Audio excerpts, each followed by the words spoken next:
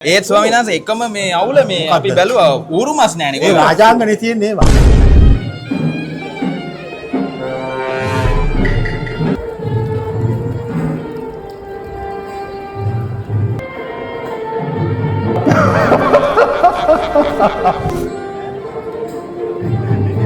රජ බුෆේ එකක් වගේ නේද අද නම්.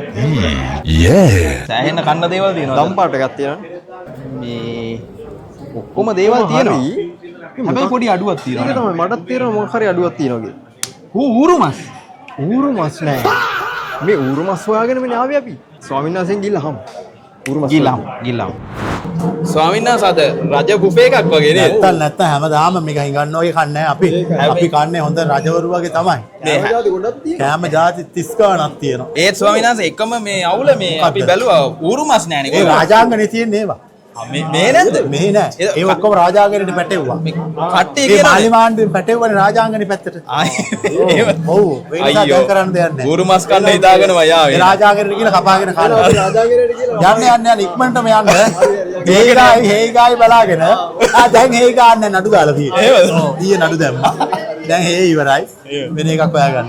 ඉතින් ස්වාමීන් වහන්සේගේ අද ජන්මදිනේ අපි ආවා උන්වහන්සේට සුබ ප්‍රාර්ථනා කරන්න. උන්වහන්සේට නිරෝගී සුව දීර්ඝායුෂ අපිරි සුබ වන්දනයක් වේවා. කාලා යන්න. කාලි වෙලා රාජාංගනේ ඵලයන්.